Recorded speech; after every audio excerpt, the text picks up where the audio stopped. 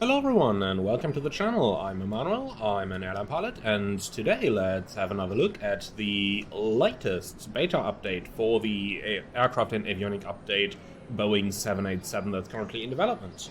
Just to put it in the context, I'm recording this on the 10th of June 2023 so that we both are on the same side. Alright then, let's go ahead and have a look into what has changed, and there is a lot of stuff in there that I'm really excited about.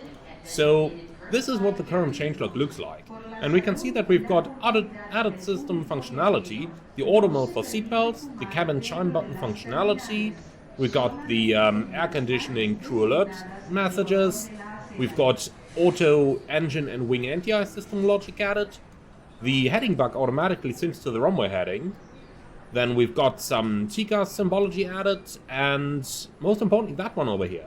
Added graphics for the fixed info page, which was really missing previously. Also, if we go a little bit further down, we can see that the display of terrain colors has been adjusted to be closer to real-world behavior. Also, reverse indications have been added and some manual fuel dumping logic, but all of that stuff we'll figure out during the flight. Going through the changelog, we can see that there is a lot of stuff that has been done once again. So we are not going to go through all of this, but we are just going to take the airplane for a flight and then see how it's going to behave. So most important things there have been a lot of different logics added, and I'm really looking forward to experience those in flight. So let's have a look into the current plan. We are standing at Newark and we're going to fly the 787 over to Los Angeles. Looking at the flight plan, this is a little 5-hour flight that we have planned up here.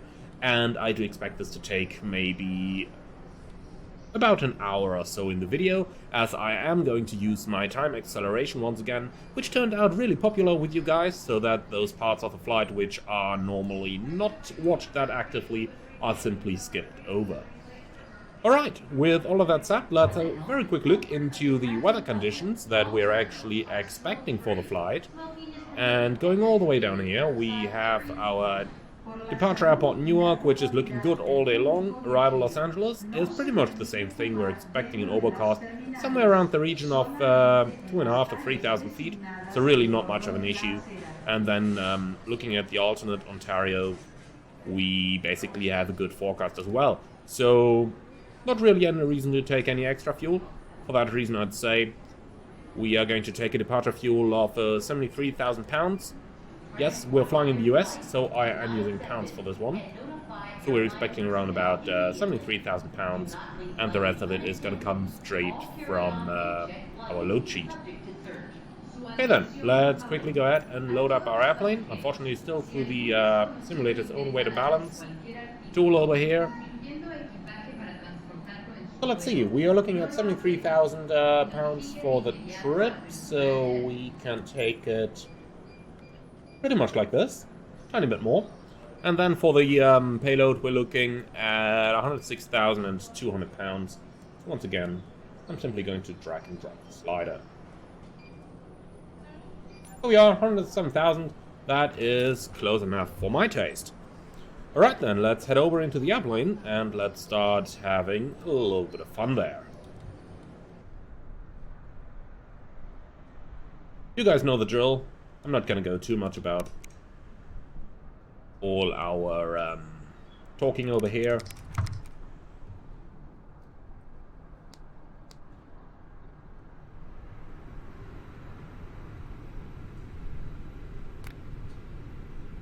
IRS alignment has started, and with that we can get over into our flight plan programming.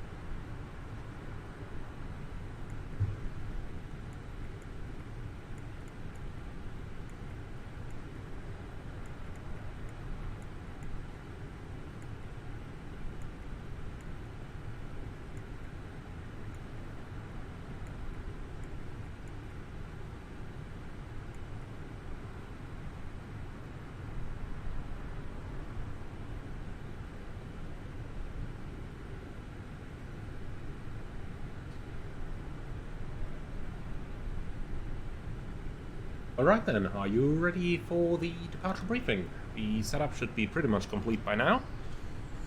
So, threats for the departure. It's an airport that we're not so familiar with, so we're going to take the taxi slowly, and whenever necessary we are going to stop the airplane and we'll take it slowly from there. Apart from that, I do not really see too much problems there, so I suppose we are simply going to take it to the next step.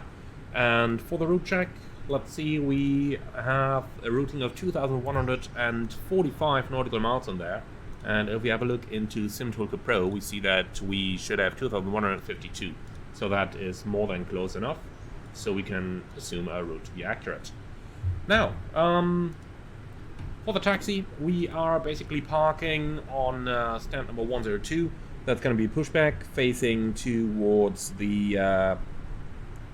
let me see, that's going to be a pushback facing towards the right-hand side. Basically, it's straight into the bay over there, and then slight pull forward. So something like this, and maybe then straight ahead. Taxi out, fairly easy. But our runway is over there, so it's going to be straight ahead, and then a right-hand turn over there, and then we'll turn to the left over there to go to the full length for the runway 22 right departure. Okay. For the takeoff itself, a couple of you guys have asked me how I'm getting to my performance data, and if I'm totally honest with you, the performance data I'm using over here is pretty much a best guess, so this is not necessarily accurate. We want to be 100% sure. How about we delete the assumed temperature and just reduce takeoff 2, that should be more than sufficient. And we can bring those speeds back, 168, 168. Okay, so takeoff speeds, 90% trim, 6.5 units, 159, 162, 168, and the SID is very easy. We continue on the runway track, then at 2.3 miles, left-hand turn, runway track till 400, and then it's going to be a left-hand turn out, and eventually we will end up on the heading of 220, from where we are going to get radar vectors. Initial climb is going to be provided by ATC. So we'll have to see what ATC is going to tell us, but we can have a very quick look into the plan mode over here and see what that looks like. And straight at 420, left turn heading 190 until 2.3 nautical miles from the ILS, and then heading 220 on the runway track. We are going to use LNAV for that, so it's going to be an LNAV and a VNAV departure, which we can pre-select already. Okay, then a very quick look into the noise abatement. So, takeoff page number 2, we got acceleration height at 1,000, thrust reduction we can also do at 1,000. And that's pretty much all that we need over here. Weather is good, and I don't see any threats from the terrain. We have to vector ourselves, since there is no ATC currently available over here. For the emergencies, above 80 knots, I will only reject for fire warning, engine failure, predictive wind chill warning, aircraft unable, unsafe to fly. If I call stop, I will simultaneously close the thrust lever, disengage the auto throttle, apply maximum manual brake, and verify operation of the RTO auto brakes. I'll manually raise the speed brake lever and apply maximum reverse thrust. When the aircraft comes to stop, I set the parking brake. Alright, if you call stop, I will note the brakes on speed and call speed brakes up, or speed brakes not up, and thruster is normal out, normal indications. Call 100 knots, 80 knots, 6 knots, and the runway distance remaining. Verify your actions, call in emissions. I will call auto brake disarm and select flap 40 when the brake has been set and advise ATC of the reject. We then identify the failure and carry out any jolts as appropriate. If we decide to evacuate, we redo the evacuation checklist. Time permitting, we'll pull the CBR circuit breaker, grab the load sheet, and then we get out. If the call before we want to keep going, no actions below 400 feet except to cancel your warnings, raise landing over the positive rate, 400 feet, verify heading, select carry out the memory items. At the MFRA, buck up, retract flaps and schedule, flaps up no light, select level change, max anti thrust, engage the automatics, non-normal checklist, normal checklist, then we decide.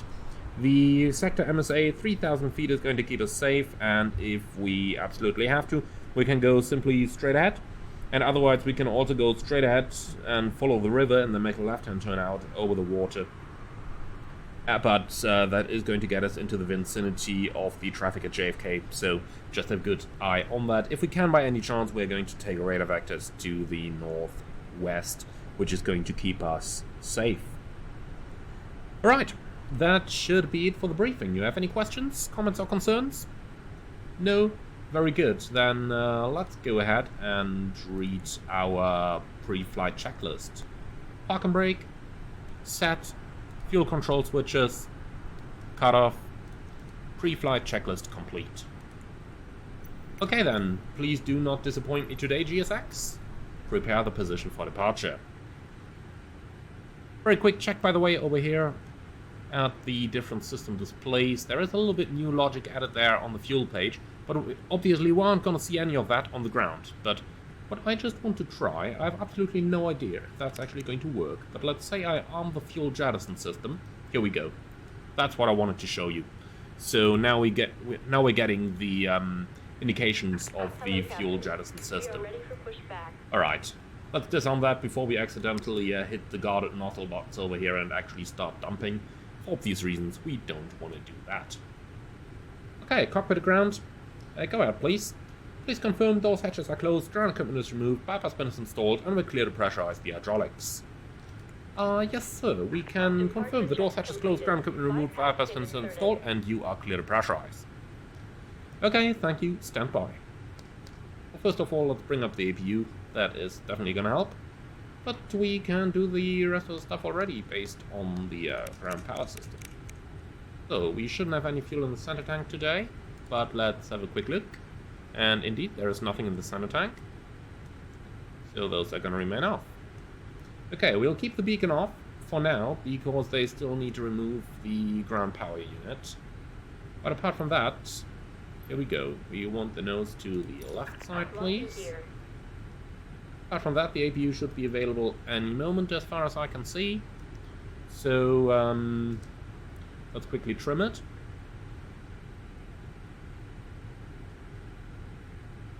Here we go, 6.5 units, APU running, very good. Then let's have a quick look. And yep, the external power has already been disconnected by the system, so the external power can be removed. Okay, that should be it. So pushback clearance is given, beacon light on, and then we can run the before start checklist. So, passenger side, do look at that. They have an auto position now, but obviously, even with the auto position, the signs will be on as long as the gear is down and all the flaps are out. So, I want to test that logic, so let's keep it in auto, and then let's see how that's going to perform after takeoff. Okay, before start checks. Passenger signs, auto, MCP, heading, V2168, heading 220, altitude 5000.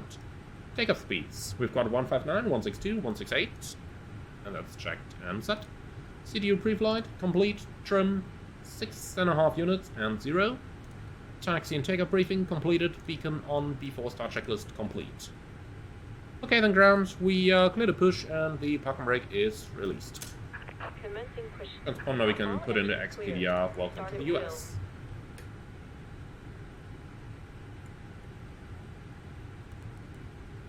Okay, I have no clue how GSX is going to push us now, but seeing that it's turning us already, I do smell a little bit of scratched metal later on. Well, in case of the 787, probably some scratched composite, but you get where that is going.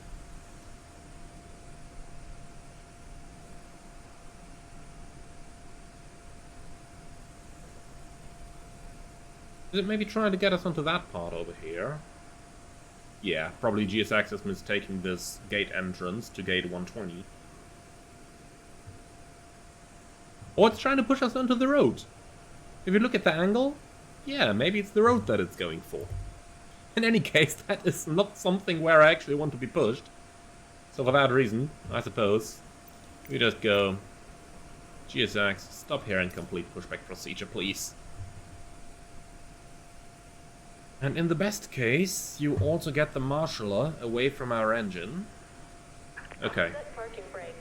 Looks like the marshaller is suicidal today, so we'll ignore that and go ahead with our engine start. We have a good engine start. You can disconnect. Unlocking gear. Okay, starting engines.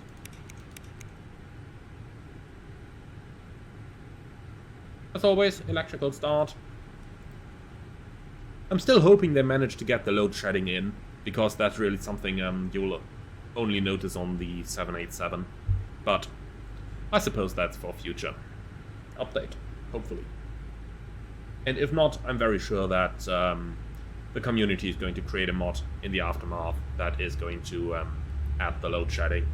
I'm pretty sure of that. After all, the community was so engaged with the Salty and the Heavy Division mods previously that I'm very, very sure we will see them do some great stuff on those aircraft as well.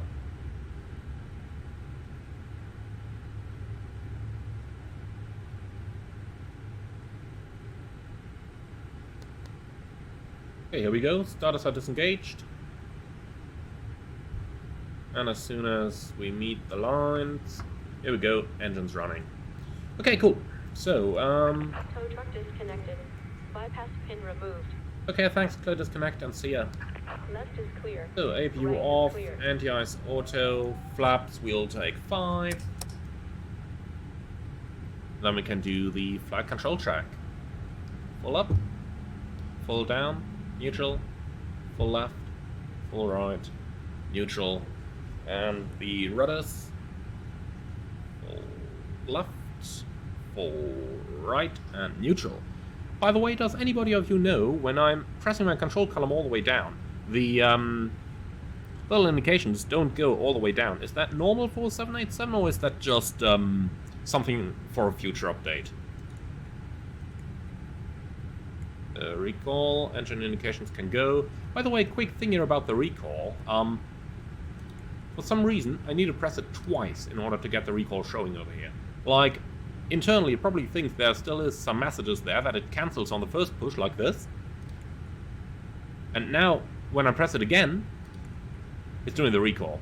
Obviously, it should do the recall at all times when there are no messages shown on the ICAS. Okay, B4 taxi checklist. Anti-ice. Auto, recall, checked. Auto brake, RTO, flight controls, checked. Ground equipment, clear. APU, off.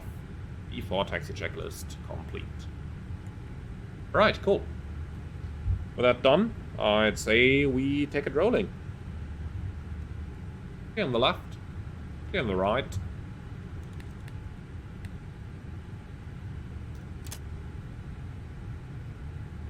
And off we go.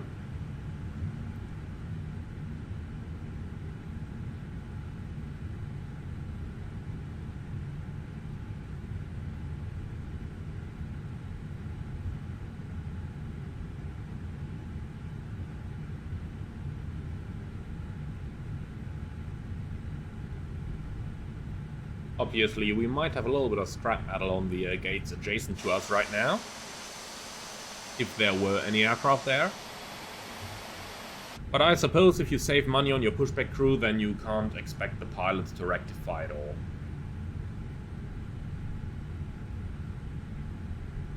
Okay then, here we go. So, gonna make a right-hand turn here onto... Actually, we're going to keep it going straight initially, and then we'll take it onto Yankee. And then from Yankee, it's going to be an easy way towards the runway.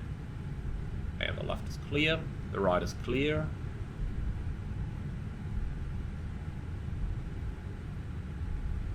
Okay, here we go, Yankee's coming up.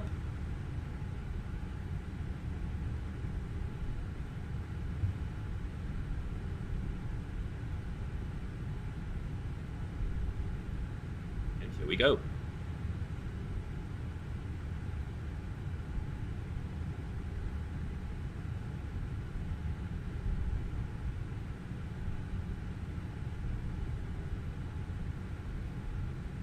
Okay, let's review the takeoff briefing. Left seat takeoff 2 to right, flaps 5, noise 2. Takeoff speeds, we've got 159, 162, 168, and for the takeoff itself, straight at 420 feet, left-hand turn 190 until 2.3 miles from the ILS, then a right-hand turn 220 and radar vectors. We're gonna fly that stuff in LNAV, and for the emergencies we can proceed straight at, climbing to an altitude of 3,000 feet, which is the MSA. Any questions on that? No? Okay, very good. Then before takeoff checklist, please. Flaps 5, before takeoff checklist complete.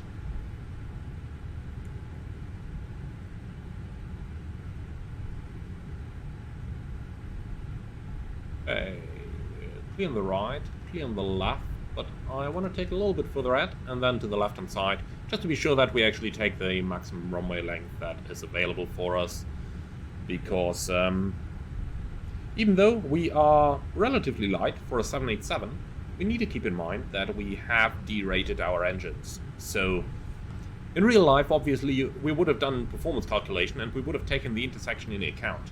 Now, in the simulator, we have not done any performance calculation, and for that reason,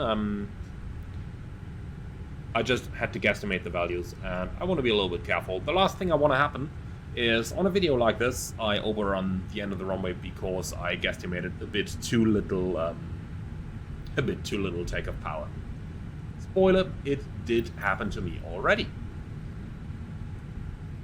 Alright, crossing the runway, strobe lights on, we're clear on both sides.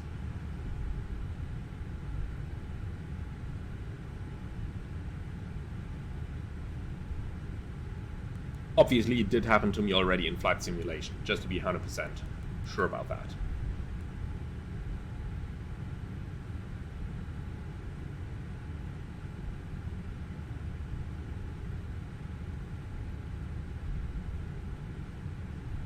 Okay, runway 2 to right, clear for takeoff, United 1076 Heavy. Now comes the interesting part of hitting the correct runway here for the lineup. Might always use the taxi path to the left, that puts us into a little nicer position, but ultimately I want to test how well I can taxi that aircraft. Cabin crew, please take your seats for departure. Okay, checklist is completed, and with that we're ready to go. So, on the takeoff, let's have a look at the terrain display on our navigation display to see if once we get airborne, everything is going to turn red, as it used to do previously, and as was definitely incorrect. So that bug should be solved. So let's see if it actually is. Okay, ready? Timing.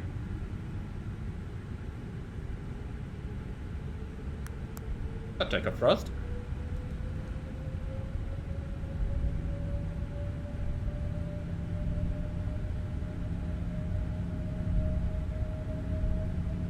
Thrust set. 80 knots.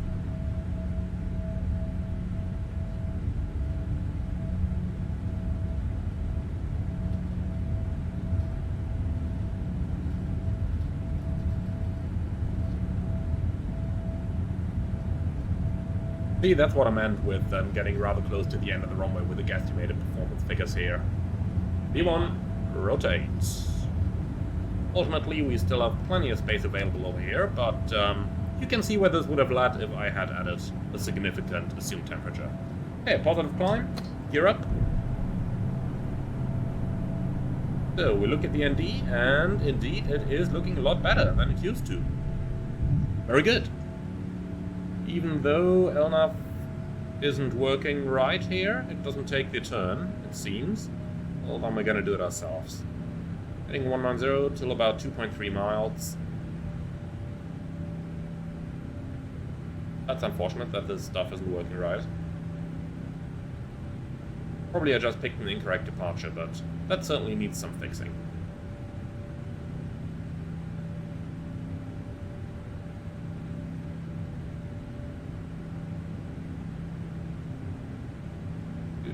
Turbulent, and that should be roughly 2.5 miles. The right hand heading 220 again, and flap 1.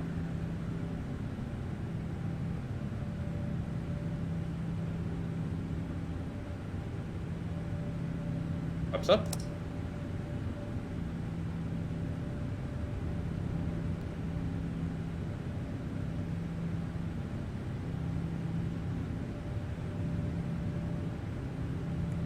Okay, heading select. Match that heading, autopilot.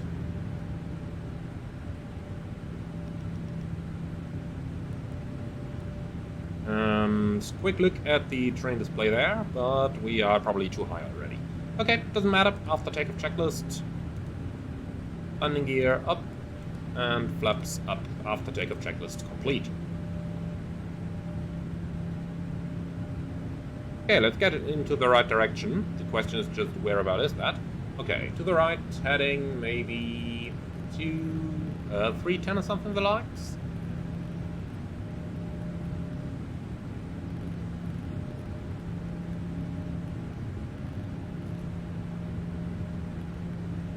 Yeah, 310 was probably a good guess.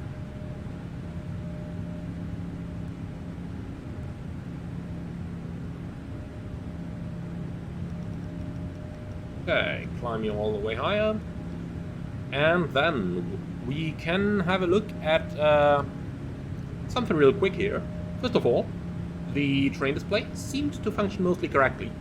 But secondly, I just want to check the seatbelt logic for a second. Because I didn't really look at it during takeoff, but that is something that they have newly added, which is the seatbelt auto function.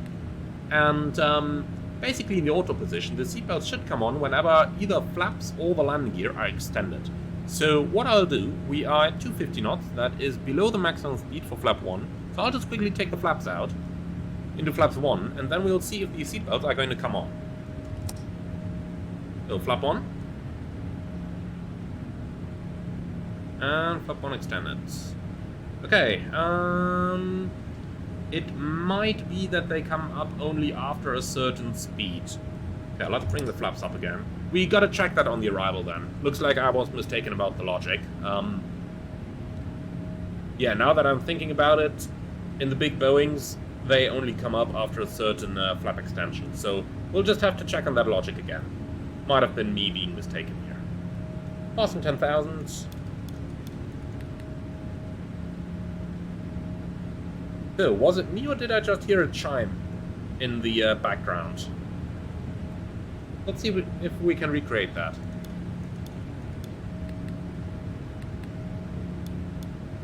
It might have been simply from passing 10,000. I'm talking about chimes. The airplane should now have a chime button working, so listen to this.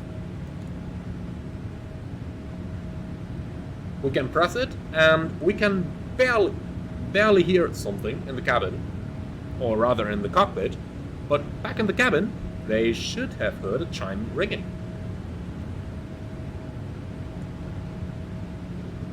Okay, so from here, let's take it back into automatics, and maybe have a very quick look into our performance as well. So we're planning flight level 360 initially, and looking at the optimum 357, that actually looks quite good. So we'll take in flight level 360. Later on, I guess we're probably going to make flight level 380, but we'll see about that. If it does happen, then you will probably not miss it. Okay then, enough talking, enough talking nonsense. Well, let's say we are going up to flight level 360, and then I would say I am going to increase our simulation rate here a little bit, and then I'll see you back for the arrival briefing into Los Angeles. On a very quick note here, before we actually start this, in a couple of past videos, I have actually used some music that I have gotten from some YouTube music licensing site for creators. And while I really appreciated that, and while there are some really good artists, it did get me into a lot of copyright trouble, even though I had properly licensed it. So for that reason, I'm not going to use music anymore in the closer future. Unless I can eventually find something good on the YouTube audio library, which I struggled with a little bit during my during the past couple of videos. So for that reason, I'm just about going to take it with the original sounds. Sit back, relax, and enjoy the flight with us.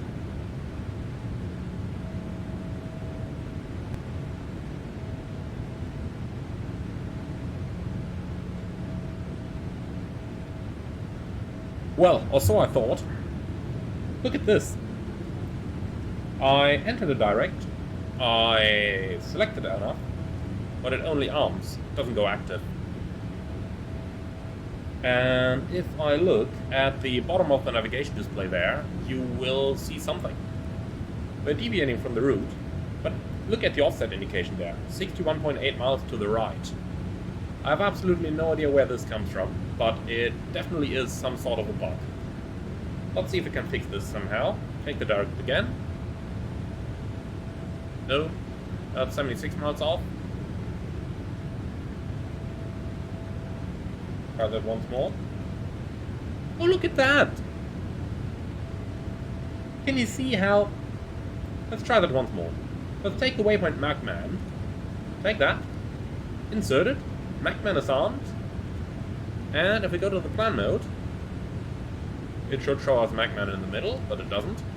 Okay, but in any case, we've got MacMan on top right now, and if I press execute, it sequences to Bernie.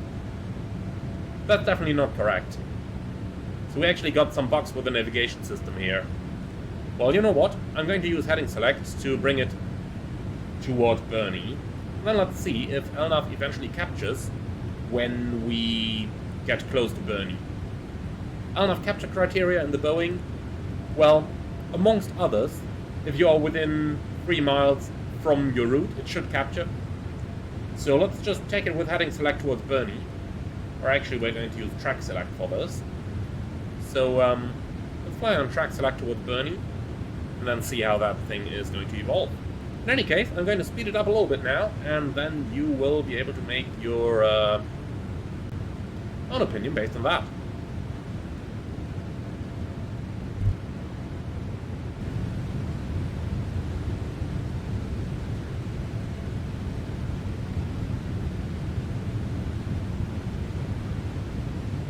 Alright, we made it to cruise level. Just a very quick point over here. Did you notice how when I went to vertical speed, the target speed on the speed window went to Mach 0.95? That certainly is not supposed to happen. It should have opened on the speed that we were currently at. But let's see if we can use VNAV, which we can. So fast forward to Bernie and see what's gonna happen.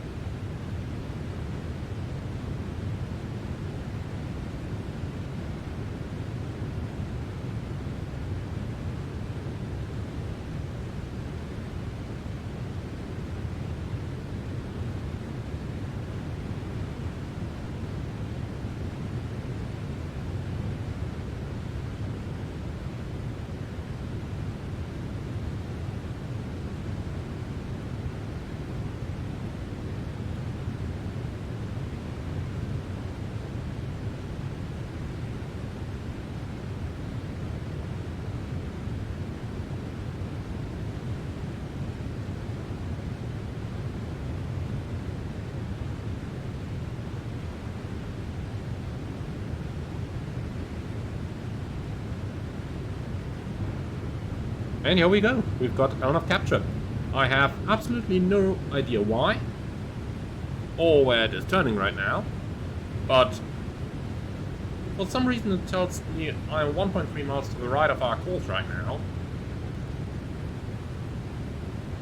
Yeah, that might be just about 1.5 miles to the right from here. So I don't really know why it's doing what it's doing, but in any case, it is capturing the LNAV path. I expect this was probably related to the vector lag we had on our departure, where the airplane basically was brought off its track. And then, I don't know if that played a role, but I went into, well, pilot mode and did some piloting stuff by more or less following the intended departure track manually without doing any changes on the MCP. So while the airplane was in LNAV, I actually turned away from the flight director recommended path. Maybe that played a role. I don't know if that was actually the case. It's just a suspicion. And yeah, thereafter we had to enter a direct in order to fly to the waypoint we needed to go. And now look at this. It looks to me like the airplane is actually trying to intercept the path from the previous McKay waypoint towards Bernie. At least looking at what it's doing over here, that's what it seems to me. So with this update, they might have broken something in the direct logic, that it no longer tries to go direct from the present position, but direct from the previous waypoint. Maybe something like that, I don't know, the developers will have to find that one out. But we'll experiment a little bit with it, so let's just about enter some off-route waypoint. What do we have over here? Give me a nice station. I just want to play with this a little bit. So we got Romeo Echo Charlie, that's almost along our way. Let's enter that on the flight plan. Romeo Echo Charlie. Direct to ref lock. Okay, like this. Let's see where it's gonna turn. Or if it's gonna turn. So, LNF should obviously go to the left now. But look at this once again. It indicates 28.3 miles off the route. And to make things even worse, if we look at the top of the nav display... What? Look at that! It's going to Echo Whiskey Charlie again. So, it looks to me like the bug that we are encountering here is that any waypoint you enter in the top left line becomes the from waypoint. So from there, it's trying to navigate to the new waypoint. If we look at those 24.3 miles, it might be an extension of this line over here. If you extend this, we might end up somewhere around 23.5 miles. Let's see, we got 295 on the course. That seems to be about that. So the opposite of that is 115. Let's take Echo Whiskey Charlie, put it on the fixed page. Now 115 bearing. Roughly. A bit less range. Yeah, look at that. It tells us we're 20 miles off the route. And now compare it over here. Right on the 20 marker. So, they messed up the logic with a from waypoint in the flight plan. So that anything you enter as a to waypoint. So, I want to go to Echo Whiskey Charlie. But it's going to take it as from there to the next one, trying to follow that course. That seems to be what LF is trying to intercept right now. Yeah, look at that. 16.7, and if we extend the fixed page, we are roughly 16.7 on here. So, that's what it tries to do.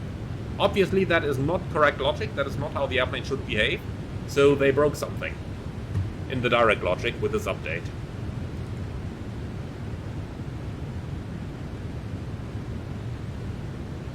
Also, very quick point, when you're changing between heading and track, it should adjust automatically.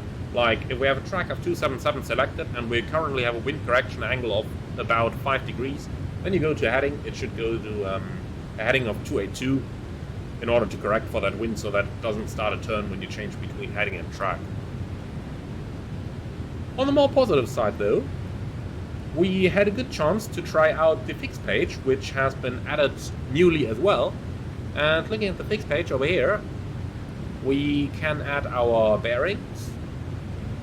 Do note it is bearing, not radial. So we've got our bearings, and maybe we can draw a little ring as well. Let's see, /40. Look at that, we got a 40-mile ring. So,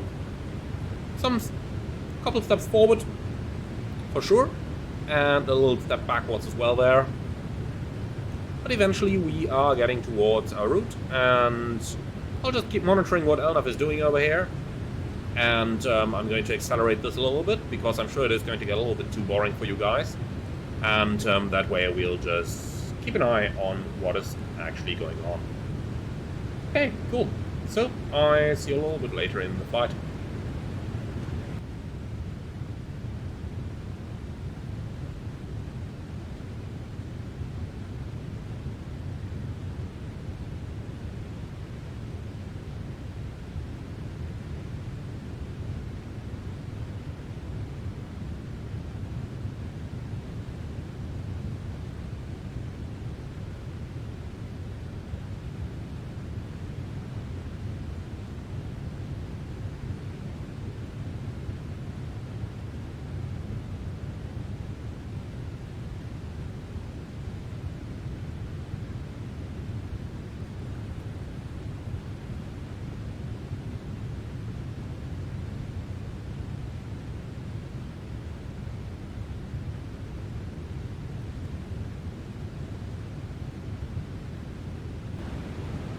We are slowly approaching Los Angeles, and it is time to start our approach setup. At the moment I still have runway 24 in there, but I just about want to change that into a runway 25 left, which is a bit more realistic arrival there. So let's go ahead with that and reselect. So we'll take the ILS approach runway 25 left. Okay, very quick look through the plan mode, see what everything is going to look like. And then starting along our arrival, which is going to be the Angel 4, coming from a De Niro, and that is from De Niro towards Slars. Oh boy, my American friends are going to be happy again. Then a Flojo, Sally, Gleason between level 240 and flight level 300, and this is actually correct over here, so they corrected that as well. Remember previously how constraints did not necessarily show right? Well, looks like that has been improved. Okay, then we'll proceed from Glanson towards Angel between level 190 and 240, Cam above level 170, Boyle above 14,000, and then Circus between 12,000 and 14,000. And then we can just about select the Circus transition here, making our life easier. So back towards Circus, here we are. And then our continuous transition is going to lead us onto the ILS approach, runway 25 left, coming from Circus. And that is Circus max 270 knots between 12 and 14,000, which we have in here. By the way, small difference, you will see that there's a speed restriction of only 270 knots in here. And those of you coming from the 737 will be aware that in the 37 it should be 270B or below. That is not the case in the big Boeings, where 270 basically means 270 or less, always. Okay, so from there we proceed towards Crane above 10,000, Tarek above 9,000, Dynamo above 8,000, Fueler above 7,000, Gate above 5,000, towards Honda above 3,600, and then we have Gigi above 1,900, and from there we join a 3-degree glide down towards our minimum, which is going to be 310 on this one. And then we can quickly talk about the missed approach as well, which is going to be heading 251 to cross radial 160 from Santa Monica VOR, which is basically over here, Santa Monica 160. And then a left turn onto heading of 236, which we have on here, to intercept radial 195 Santa Monica towards Catley, climbing at 2,000 feet only. So that's going to be a threat for the arrival here, that we have a relatively low missed approach altitude of only 2,000 feet, like we have over here. Okay, for the rest of it, let's go ahead and select a couple of... let's go ahead and quickly select a couple of winds for our descent. Actually, you know what? The winds, I want to see how this is going to behave. So we've got headwind of 50 knots, and I am not going to insert anything over here. Theoretically, we should get rather slow on the approach, but we can kind of use this to cross-check how good or not our VNAV system actually is. So for that reason, I'm not going to enter any wind. So for the arrival, we've got Los Angeles Airport.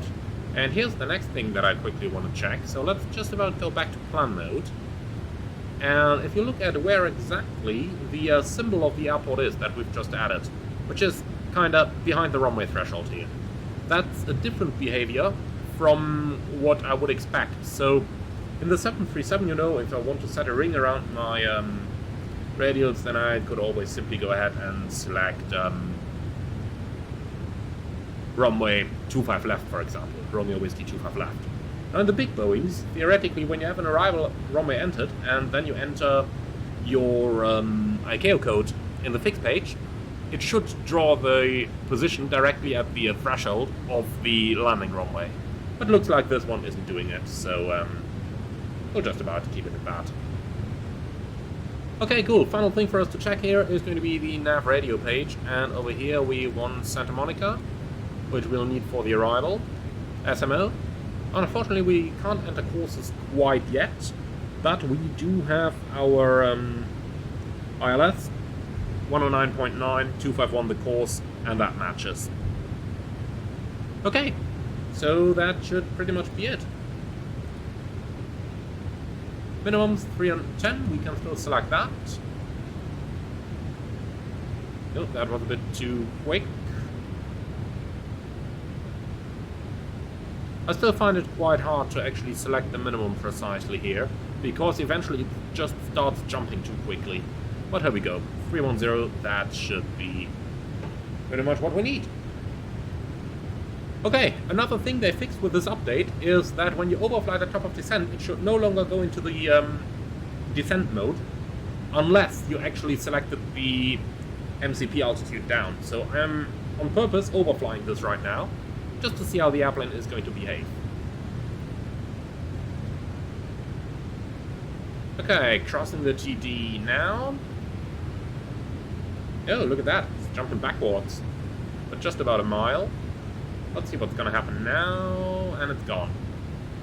Okay, so now, if we select the MCP altitude down, we should also get our VNAV profile back. Here we go. Small difference there to what I'm used to from the 737. I don't know how the big Boeings would do that, but in the 73, when you fly over the top of descent, and then you select the MCP altitude down, but without pressing altitude intervent, the VNAV deviation scale is going to come up, but the airplane is not going to start the descent until I press the altitude intervent button. But that's a nice little trick we use there in order to display the deviation scale when we have overflown our top of descent. I don't know if the 787 should do the same. I guess that's something that the developers will have to ask their technical advisor pilots. By the way, this is exactly the kind of stuff that a technical advisor team would do. And this is also the stuff that I do at PMDG. Like, you overfly that thing, how is it going to behave? Because that is information which you will not find in any manual. And one more thing there, as it just comes to my mind. Now that we started our descent, you can see that the engine and wing anti-ice has actually switched off. But previously in cruise, it has turned on. That was incorrect behavior. The anti-ice should not come on in cruise. I don't know the exact logic for this, but I do know for sure that in cruise the anti-ice is not going to come on at flight level 380. At lower cruising levels where icing conditions can possibly exist, it can happen, but not at flight level 360. That is just...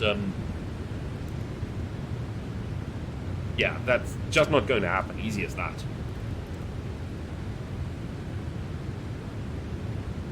Okay, so destination QNH 2991. And pre-select that as well, like this. Okay. And with that, we're pretty much done. So, quick recap on the current flight situation. We have overflown our top of descent, so we've been a little bit high, and therefore our speed is only marginally below the path right now, even though we have the 4 to 5 knot headwind. But we should see that, well, right now it looks to me like the auto throttle is trying to maintain the speed over here. I don't know why it's doing that. Normally, that magenta scale you see over there should be the region that the FMC is going, that the auto throttle is going to accept in deviation before adding thrust, at least to my knowledge. Might be a mistake on that. If I am, then if anybody knows better, please do let me know. But to my knowledge, it should keep idle thrust until the speed is down here. But I might be mistaken. Okay, well, finally, let's give the auto brakes another try. Auto brake 1 it is. And then let's read the descent checklist. Recall. Checked. Auto brake, level 1, landing data. Oh yeah, we missed that. Okay, 17.9 on arrival, 18.8 right now. That means we're going to burn 900, so that's 423.5.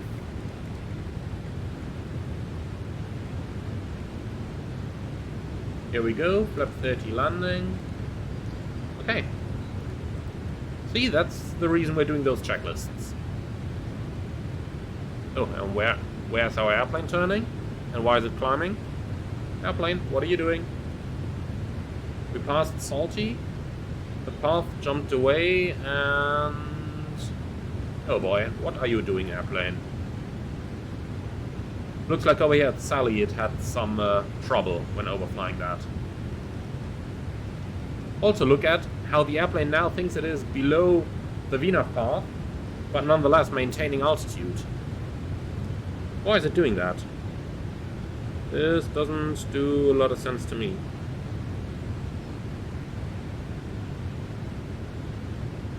So there should not have been any altitude restriction at Sally. Yeah, I don't know. I have no idea why the path jumped away. That's gotta be a bug. On the more positive side, note we have a speed restriction 280 knots at Gleason, and that is actually reducing the speed towards 280 knots at Gleason. But why it's maintaining 300 now, I don't know. I wonder if the path is going to jump away again once we actually pass Gleason. I wouldn't be surprised if that happens.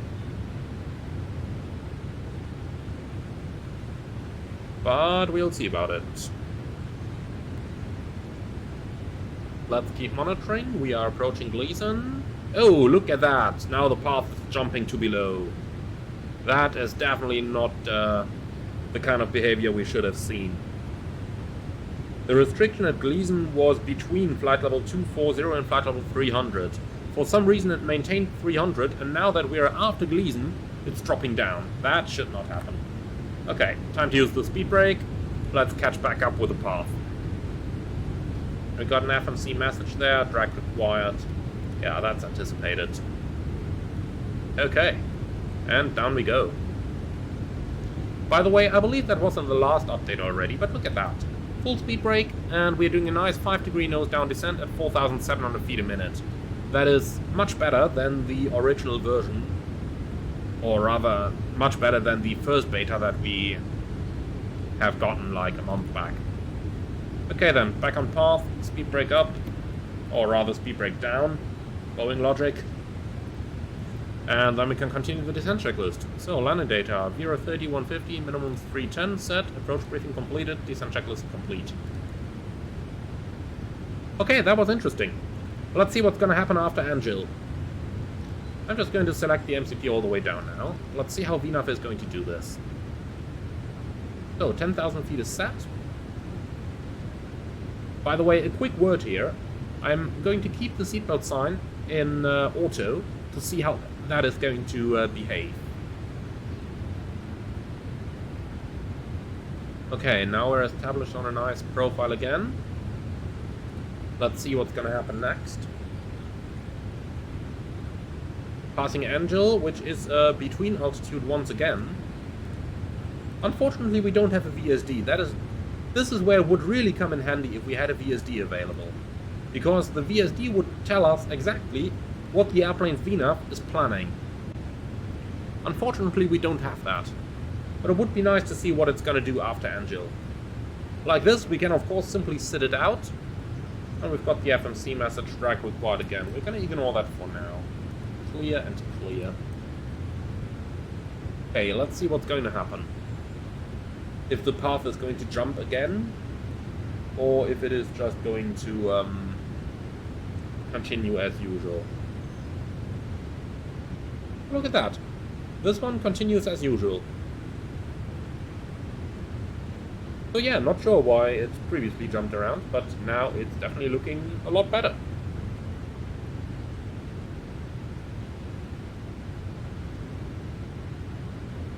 A lot better. Okay. So, normally, flying at these speeds, around about flight level 200-ish, I would turn the seatbelts on. Today, we're going to keep them off in order to, or rather, we're going to keep them in auto in order to keep monitoring what the airplane is going to do. Nice little overcast coming up there. Unfortunately, because it is always a beautiful arrival into Los Angeles, but we can live with this as well.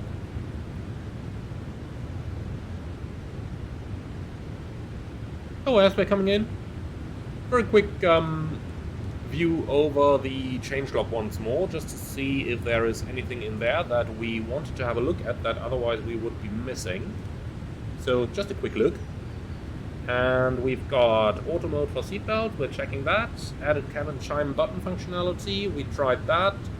Added air conditioning cast messages, well, we didn't really have any problem here. System added auto engine wing anti-ice logic and associated cast alerts. Yeah, that's something that came up in cruise, it certainly should not, so probably a bug. Then, MCP heading is now automatically set to runway heading when localizer is captured. Okay, we're gonna give that one a try. I'm going to select a different heading here. Like this. And I'll keep the heading off so that we can actually observe how the system is going to work by the time that we are going to intercept the localizer. And we'll see if it's actually matching the heading. Apart from that, the approaching minimum oral callout has been added, so let's see if we are going to hear that. And finally, there is one more nice thing that I just about seen the change block there that might be really useful, and that's over here. The waypoint altitude field on the descent page is now overridable with a manual input for a waypoint and altitude pair. Okay, so let's give that a try. And obviously go to local QNH. Passing 17,700 now. Okay, so let's see, waypoint altitude. I want oh, what do we have? What's good? I would say the final approach fix here, GG 1900.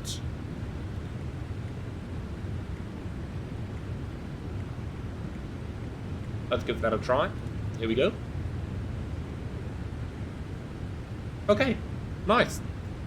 So this is what, I explained it in a couple of 737 videos already, but I'll gladly do it again. So, putting GG to 1900 kind of gives us our exact vertical speed and flight path angle required here. So, if we had to go, for example, on a radar vector, or if we were altitude limited and couldn't follow our VNAV path, changing this to either the runway and the field elevation is very handy in a visual approach, or just using, for example, your final approach fix and your final approach fix altitude over here could be very, very useful for just determining, okay, what vertical speed do I need in order to reach that waypoint? Obviously, this does not take any deceleration into account. So, for example, if we were flying at the current speed of 280 knots and we wanted to reach GG at 1900, then the FMC would say we need 1750 feet a minute, and I would probably choose a little bit more, like, for example, let's make it 1900, then we descend about 100 feet a minute more. Let's say we need 10 minutes to reach GG, then we'd be 1,000 feet lower than this altitude. So, in other words, we're going to reach the altitude a little bit earlier, and then we can use that additional space that we have in order to lose our airspeed. Like that, you could plan your deceleration segment and then make use of the vertical speed indicator over here. Obviously, same thing with a flight path angle.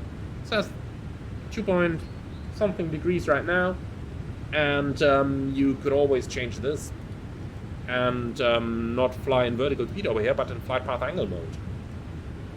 So that does certainly always help as well. Alright, so the plane says drag required, but why does it do that? Target speed 234. Why is that? Should be 254 at crane. I have no idea. I have absolutely no idea. Well, in that case, we're just going to continue anyway.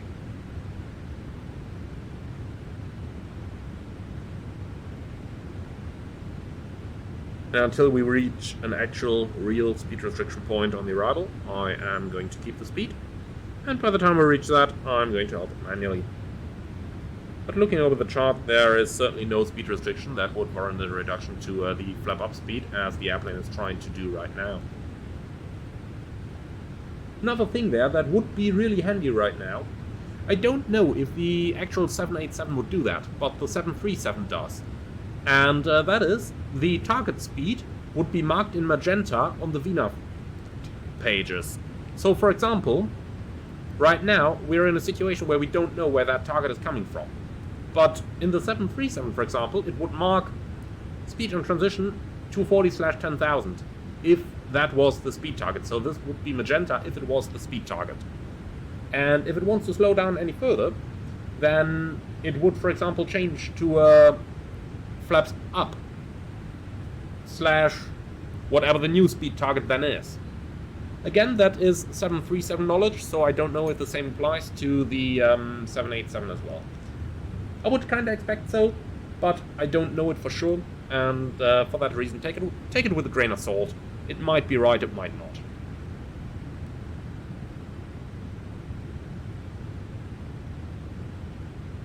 Okay, we are about approaching 10,000.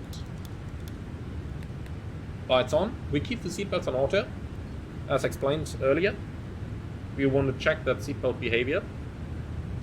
And talking about the seatbelt behavior once more. Did you just hear that chime in the background, like a few seconds ago? We just heard a ding in the cabin. It surely doesn't come from this, so I kind of think it would come from this. Yeah, listen to that.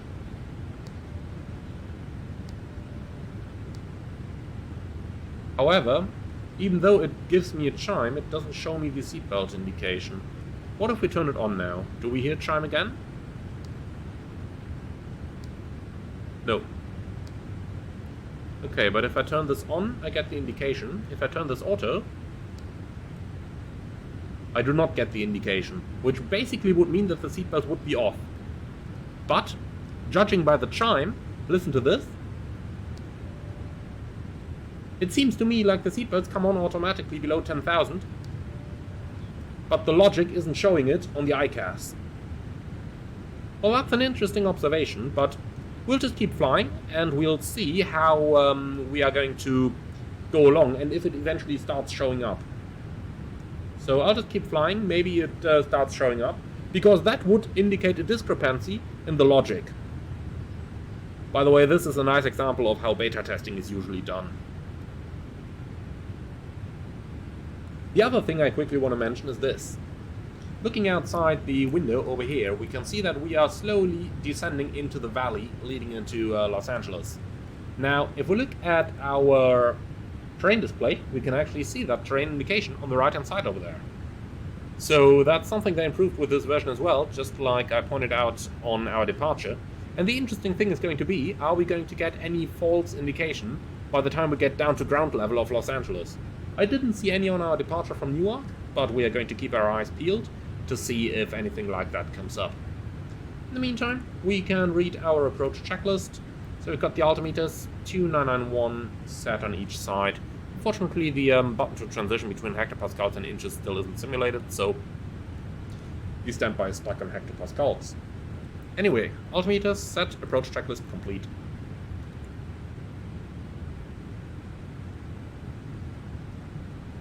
We receive our ILS ident already, but I don't see any localizer or glide slope deviation indicators yet. Okay, speed is coming down.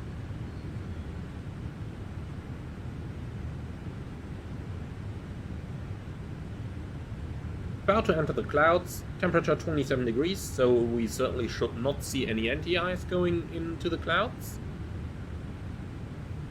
And here we go. Now we've got a DME, and we've got a localizer signal as well. Okay, so let's arm Warlock. Okay, localizer capture, runway heading. Notice how it has set itself automatically, 251. Very good. So that is working.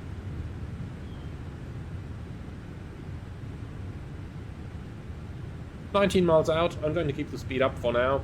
At some 15 miles or so, I'll slowly start extending the flaps and slowing it down. Would be very nice to have the speed target over here to see what the airplane is actually aiming for. But then again, not sure if that actually exists in the real 787 or if that is just a 737 thing. Both, I could actually imagine both to be the case, but we'll see about it.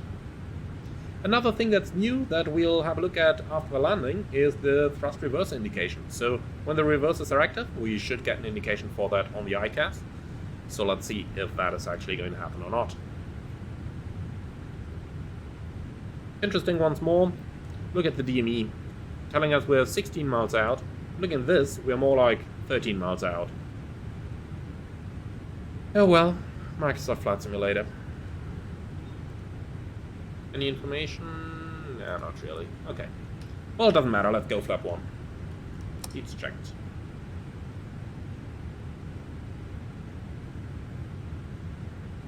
Again, keep an eye on the terrain over here, how that's developing.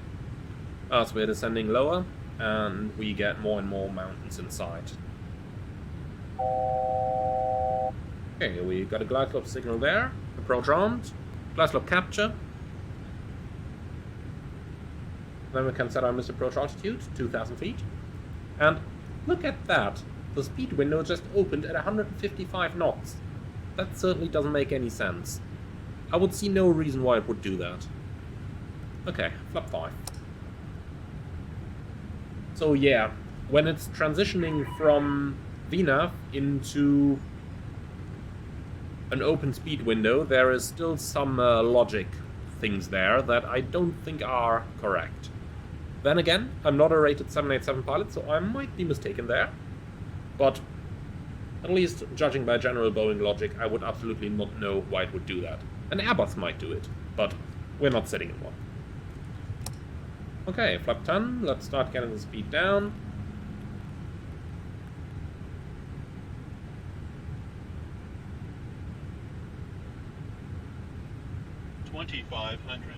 Terrain noted. This is interesting, by the way. Looking at the ND, we are like 7 miles from the runway. Looking at this, we're 9 miles from the runway. And judging by this, we should be about 8 miles. So, some rather contradictory information there. But a good thing that we're getting outside the clouds now. Let me actually turn the HUD brightness down a little bit. Because we can see that we're actually going towards the right spot. And towards the runway at all. But those indications were a little bit confusing. Okay. Then, gear down. Flaps 20.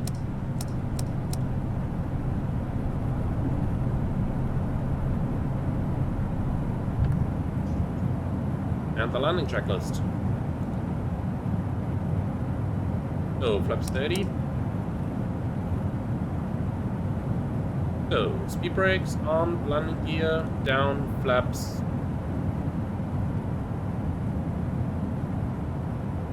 Landing checklist complete. Okay, interesting. Note we still don't have an seatbelt indication down there. But let's just about for the sake of it try once more. Okay, you can listen to the sound of the seatbelts going on and off in the background.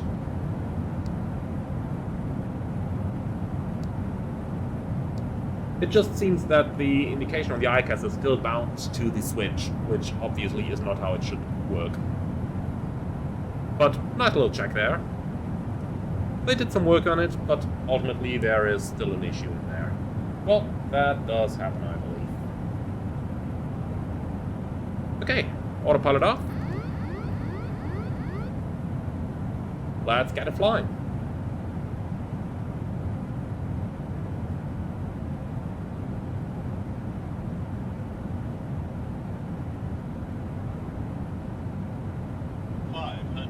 And most importantly, let's see how the flare logic is going to work this time, and if we can indeed flare the airplane properly.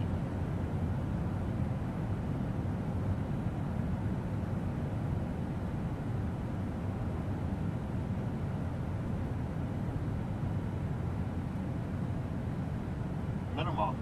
Continue. Did you hear an approaching minimums call? I didn't. Should have been there, according to the changelog.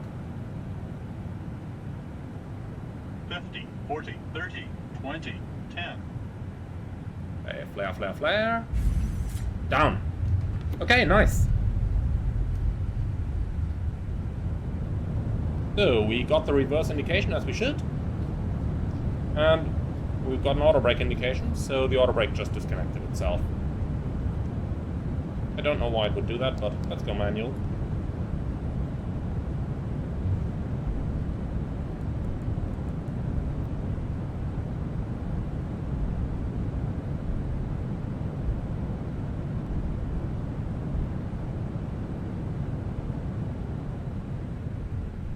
And here we are, welcome to Los Angeles. Let's get rid of the HUD so that we can see a bit more for taxi.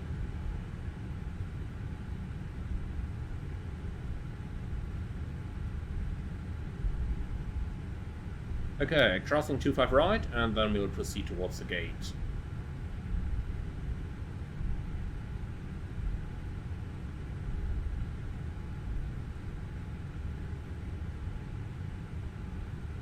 I have a bit of a feeling like something changed in the brake behavior. It really seems to me like the plane is a bit more difficult, or you just need a bit more brake input in order to slow it down, but so be it.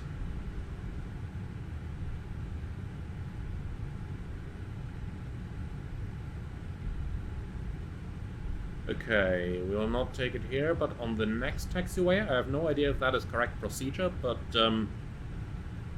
not very familiar with Los Angeles, to be honest, because I could just never really fly here. It's only now that I've gotten my RTX 4090 that I can actually fly into here and still have some frame rates.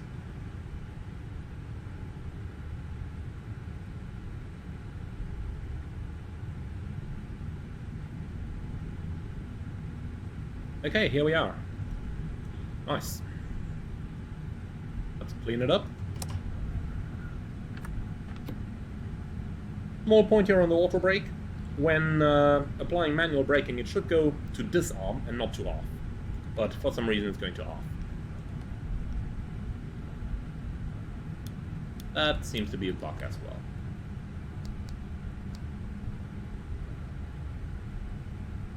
Right, now comes the big challenge to find the correct gate. I did look into Flight Radar 24 to see where the real one parked, and it seems to me like it was somewhere around Terminal 7, or at least Pier 7, depending on how you want to take it. Gate number 74.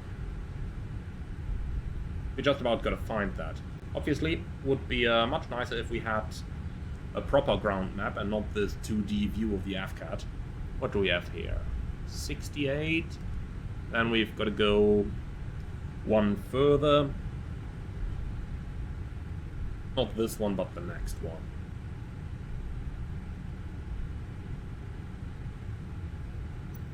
Okay, let's see. GSX. Gate 74.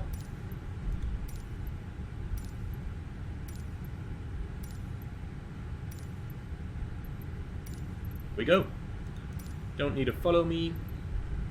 I'm playing by United. Okay, here we are. And that is our gate. Not 100% sure. I do believe in real life you would stop here and they would tow you in, because it is rather congested in here, but I don't think GSX is actually able to doing that, so we are just about going to park ourselves. There we are, that looks good.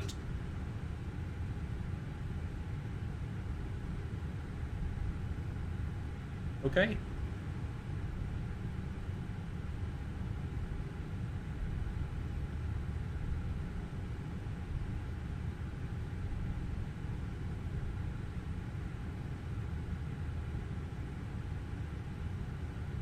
Come on, I can't even see you anymore. Oh well, that was typical GSX. No further comment on that. Okay, APU running.